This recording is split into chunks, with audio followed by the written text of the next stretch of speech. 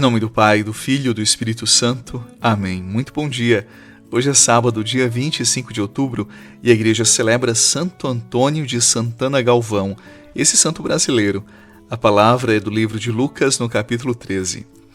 Naquele tempo, vieram algumas pessoas trazendo notícias a Jesus a respeito dos galileus que Pilatos tinha matado, misturando seu sangue com o dos sacrifícios que ofereciam. Jesus lhes respondeu: Vós pensais que esses galileus eram mais pecadores do que todos os outros galileus por terem sofrido tal coisa? Eu vos digo que não. Mas se vós não vos converterdes, ireis morrer todos do mesmo modo. E aqueles 18 que morreram quando a torre de Siloé caiu sobre eles, pensais que eram mais culpados do que todos os outros moradores de Jerusalém? Eu vos digo que não. Mas se não vos converterdes, ireis morrer todos do mesmo modo. E Jesus contou esta parábola. Certo homem tinha uma figueira plantada na sua vinha. Foi até ela procurar figos e não encontrou. Então disse ao vinhateiro: Já faz 3 anos que eu venho procurando figos nessa figueira e nada encontro. Corta-a, porque ela está inutilizando a terra. Ele, porém, respondeu: Senhor, deixa a figueira ainda este ano. Vou cavar em volta dela e colocar adubo. Pode ser que venha dar fruto. Se não der, então tu a cortarás. Palavra da salvação. Glória a vós, Senhor.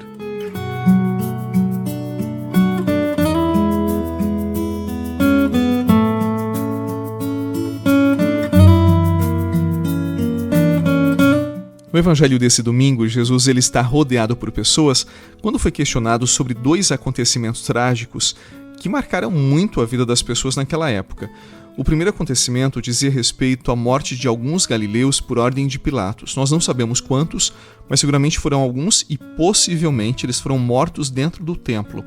E o segundo acontecimento dizia respeito à queda de uma torre na cidade de Siloé, que tinha matado 18 pessoas.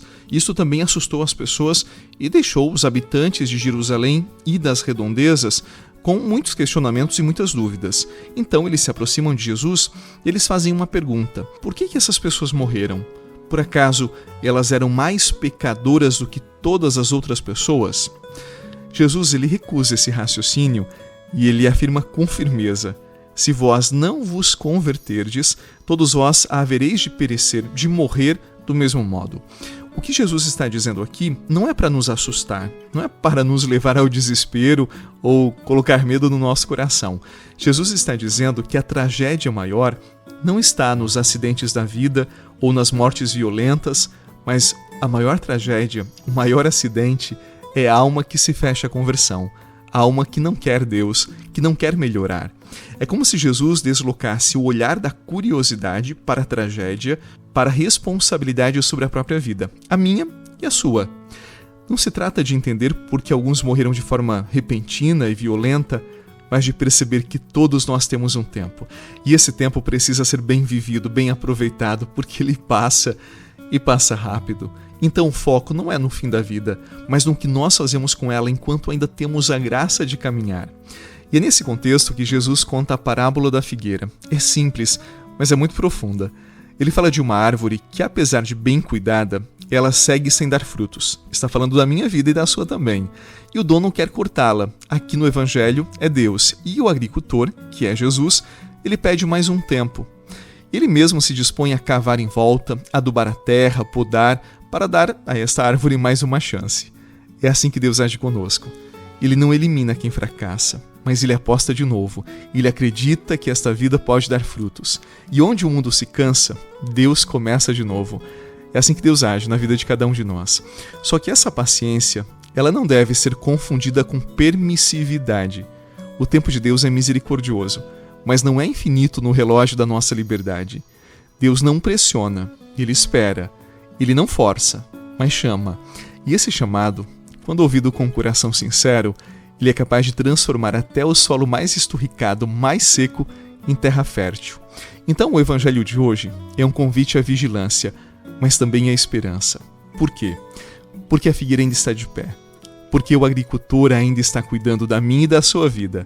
A graça ainda está sendo oferecida para mim e para você. Mas é preciso deixar-se tocar, porque ninguém frutifica por acaso. Por trás de toda a vida que floresce, há uma história de escuta, de docilidade e também de recomeço.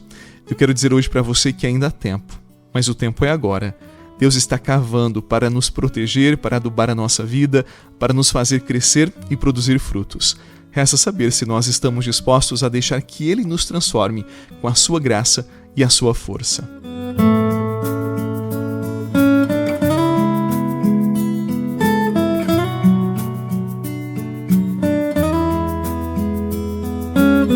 Você já deve ter percebido que a vida é feita de interrupções, e interrupções que nos lembram que o tempo não é infinito. Às vezes é um susto, uma perda, uma doença, um silêncio que pesa, e de repente, tudo o que parecia urgente perde importância. É isso que Jesus faz com aquelas tragédias do Evangelho de hoje. Ele desloca o olhar, ele não explica o sofrimento, ele o transforma em espelho da nossa alma, espelho das escolhas mais fundamentais que nós fazemos, porque o que realmente importa não é entender por que os outros morreram, mas compreender o que nós estamos fazendo com o tempo que nós ainda temos, com a vida que pulsa no nosso coração. E a conversão, ela começa quando a dor dos outros desperta em nós um chamado, uma pergunta. O que eu estou adiando? O que eu estou fazendo com a minha vida, com o tempo que flui, com as pessoas que fazem parte da minha vida e da minha história? Eu sempre digo que Deus não fala em voz alta. Ele vai nos chamando pelas frestas do cotidiano, pelas pausas, pelos incômodos, pelos vazios que insistem. A figueira do Evangelho de hoje é o símbolo desse intervalo entre o que nós somos e o que nós poderíamos ser, aquilo que nós poderíamos nos tornar. Jesus, que é o agricultor, é aquele que acredita que ainda há sentido, mesmo quando a aparência é de fim, porque a fé para nós não é um refúgio para escapar da vida. A fé é um lugar onde nós nos refazemos e lembramos que o céu é o nosso destino, a nossa meta, a nossa vida. E talvez seja isso que o Evangelho de hoje queira nos dizer. Ainda há tempo sim, mas não tempo para esperar, há tempo para viver, para transformar a vida num verdadeiro dom. Eu desejo que Deus abençoe o seu dia, a sua jornada e torne fecunda a sua vida. Em nome do Pai, do Filho e do Espírito Santo. Amém. Bom final de semana, não se esqueça que amanhã é domingo, dia de Santa Missa. Um abraço para você e até a noite, se Deus quiser.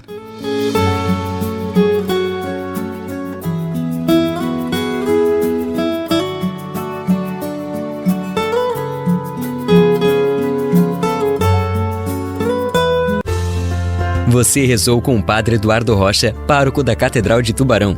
Você pode acompanhar todos os dias pelo Spotify, Deezer, Castbox, Google Podcasts e YouTube. Basta procurar Oração da Manhã com o Padre Eduardo Rocha. E se preferir para receber pelo WhatsApp e Telegram, envie a palavra oração para 48 996 44 14 33.